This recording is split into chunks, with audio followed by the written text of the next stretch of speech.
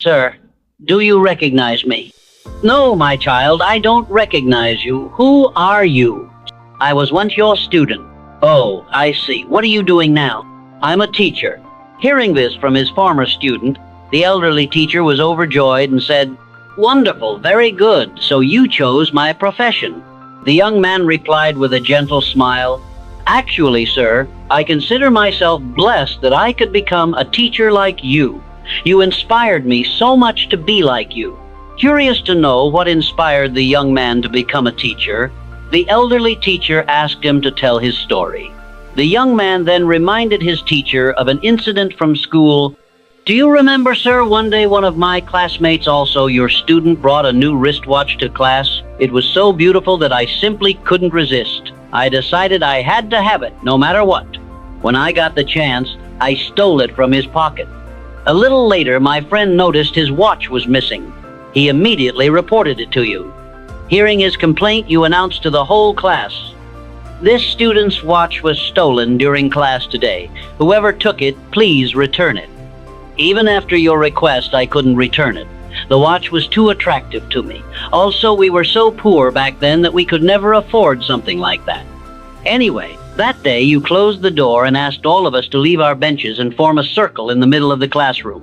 You instructed us all to close our eyes, and then you began searching each of our pockets and bags one by one. We all followed your instructions silently. When you reached my bag, you found the watch. At that moment, I was trembling with fear and shame. But even then, you said nothing.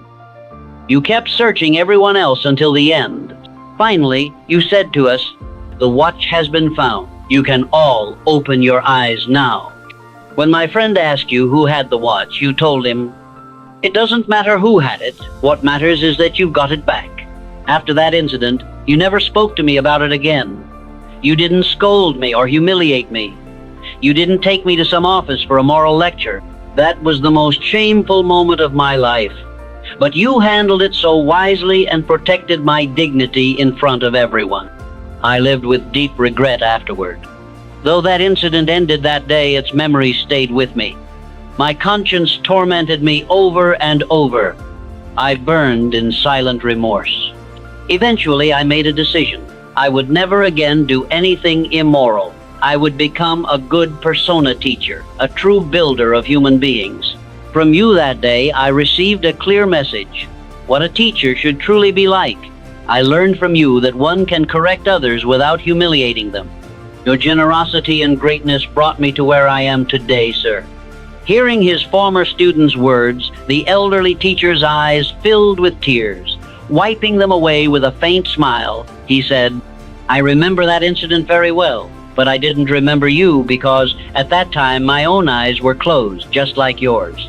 Then the teacher let out a long sigh and said, "Tell me, my child, can any teacher bear to see a student like his own child branded a thief? I want to see my students as heroes so I can be proud of them.